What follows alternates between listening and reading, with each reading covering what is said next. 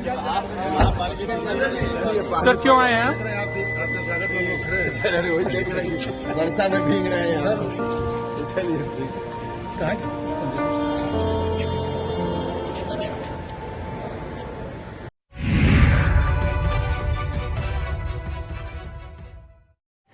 नमस्कार, इन खबर में आपका स्वागत है। बिहार की राजनीति में और देश की राजनीति में काफ़ी हलचल है। अभी नीतीश कुमार आए थे दिल्ली में लालू यादव के साथ रणनीति बनाए, फिर राहुल गांधी से लेकर के मल्लिकार्जुन खड़गे तक तमाम नेताओं से मिले, अरविंद केजरीवाल से भी मिले। विपक्षी एकता में लगे हुए हैं और जैसे ही पटना पहुँचे उनके फेवर में वहाँ पे बोर्ड लग गए, होर्डिंग बोर्डिंग सब लग गई। पीएम कैसा हो, नीतीश कुमार जैसा हो। आखिरकार क्यों ना लगे, आरजेडी भी उनकी प्रचार कर रही है, क्योंकि आरजेडी को अपने नेता तेजस्वी यादव को सीएम जो बनाना है। बहरहाल अब बारी है एनडीए की। उपेंद्र कुशवाहा जो हाल ही में बनाए हैं राष्ट्रीय लोक जनता दल, वो पहुंचे हैं आज गृह मंत्री अमित शाह से मिलने के लिए। मुलाकात चल रही है। जब वो अपनी नई पार्टी बनाए रहे थे, राष्ट्रीय लोक समता पार्टी उनकी पुरानी है।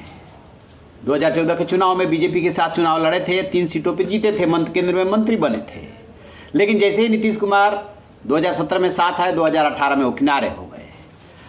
वहाँ पे उपेंद्र कुशवाहा को नीतीश कुमार ने विधान परिषद सदस्य बना करके, पार्लियामेंट्री बोर्ड का अध्यक्ष बना करके झुंझुना पकड़ा दिया था। पट नहीं रही थी, वो चाहते थे मंत्री बनना। नीतीश कुमार इसके लिए तैयार नहीं हुए, लिहाजा एक बार फिर से नीतीश का साथ छोड़ करके और वो अकेला चल पड़े।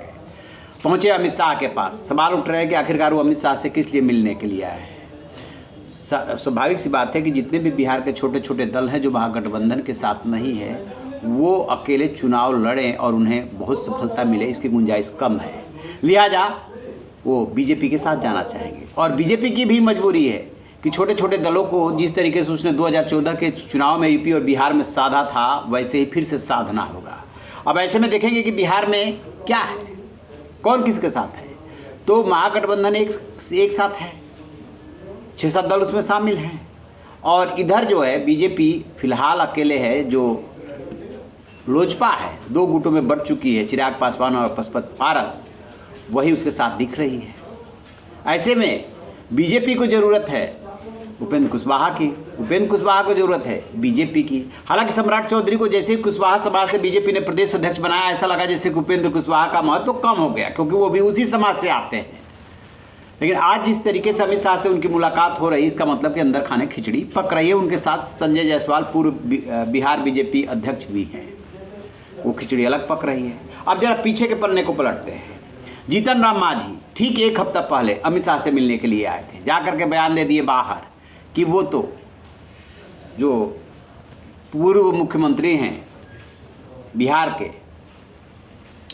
उनके लिए बात करने के लिए आए थे, उनको सम्मान दिलाने की बात है वगैरह वगैरह, जो ऐसा की बात टालने के लिए कह जाते हैं, वैसा उन्होंने कह दिया था। फिर बिहार विधानसभा में प्रतिपक्ष के नेता हैं विजय सिन्हा, उन्होंने कहा कि अभी 2024 तक देखिए, इंतजार कीजिए कौन कौन साथ आता है, एक भी उनके साथ नहीं बचेगा। इसका मतलब साफ है। अब मांझी को लेकर के बात ये हो रही है कि मांझी जो है डबल गेम कर रहे हैं। वो उम्र की वजह से या राजनीतिक होशियारी में रोज अपने बयान बदलते हैं। एक कभी कहते हैं कि वो कभी नीतीश का साथ नहीं छोड़ेंगे, नीतीश ने ही उन्हें मुख्यमंत्री बनाया, उन्हें बेटे को मंत्री बना रखा है। उनकी पत्नी कहती है कि नीतीश का साथ मत छोड़ना। फिर कहते हैं कि शराबबंदी पर सर्वदलीय बैठक बुलाओ, ये भी एक दबाव की रणनीति है। तो अपने हिसाब से वो बयान देते रहते हैं। लेकिन मांझी और उपेंद्र कुशवाहा की अमित शाह से मुलाकात सामान्य नजरिए से आप देखेंगे तो स्वाभाविक सी बात है कि जो 2024 का चुनाव है उससे जोड़ कर ही देखा जाना चाहिए। अदरवाइज इन राजनेताओं की सामान्य तौर पर मुलाकातें ऐसी नहीं होती, वो भी तब जबकि आप दूसरे गठबंधन में है, वो दूसरे गठबंधन में है। खिचड़ी तो पक रही है।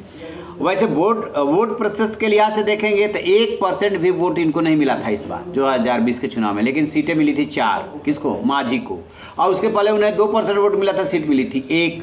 अब जिस मुसहर कम्युनिटी से वो आते हैं उसके वोट बताते हैं 50 लाख, हालांकि सरकारी आंकड़े में 30 लाख के आसपास है। सबके सब पे तो वो दावा नहीं कर सकते, लेकिन हाँ एक छोटा सा ही वोट बैंक सही उनका अपना वोट बैंक है। ठीक इसी तरीके से उपेंद्र कुशवाहा का 2014 में 3 सीटें जीते थे। 2019 में कोई सीट हाथ नहीं लगी, उनका भी अपना एक छोटा सा वोट बैंक है। बीजेपी को इन्हीं छोटे छोटे वोट बैंक को जोड़ना है, इन नेताओं को साथ ला करके। लेकिन बीजेपी वहाँ पे 40 सीटों में से 6 सीटें अब जो लोजपा है उसको तो नहीं देने वाली है, जो पिछली बार उसने 6 सीटें दी थी। ऐसे ही ये कह रहे हैं कि 2014 में जो 3 सीटें दिए थे वही उसी फार्मूला को रखिए, तो 9 सीटें ऐसे बीजेपी दे देगी। यदि हमको जोड़ती है तो उसको भी देना पड़ेगा कम से कम 1, क्योंकि जीतन राम मांझी जो चाल चल रहा है उसमें वो दरअसल नीतीश कुमार से गया की सीट चाहते हैं और वो सीट जेडीयू के पास है। ऐसे जो उनकी सीटें हैं उस पर आरजेडी दावा ठोक रही विधानसभा की जो ठीक सीटें हैं, तो वहाँ पे उनका समीकरण गड़बड़ा रहा है, तो इधर आकर के दबाव में ले रहे हैं। अब बात कर लेते हैं मुकेश सहनी की। मुकेश सहनी भी बीजेपी के साथ रह चुके हैं, एनडीए में रह चुके हैं, तो अमित शाह की एक कोशिश होगी, बीजेपी की कोशिश होगी कि जीतन राम मांझी, मुकेश सहनी और लोजपा के दोनों धड़ों को सबको साथ रखा जाए, ताकि इनका जो वोट बैंक है वो साथ जुड़े। सीटें उतना नहीं देना चाहेगी, क्योंकि 2024 के आम चुनाव में उसे एक सीट के लिए संघर्ष करना है, उसकी भी राह इतनी आसान नहीं। विपक्ष खासतौर से नीतीश कुमार ने जो फॉर्मूला दिया है कि बीजेपी के कैंडिडेट के अगेंस्ट या एनडीए के कैंडिडेट के अगेंस्ट एक ही कैंडिडेट देना है, यदि उस पर सहमति बन जाती है तो बीजेपी के लिए भी काफ़ी टफ मुकाबला हो जाएगा।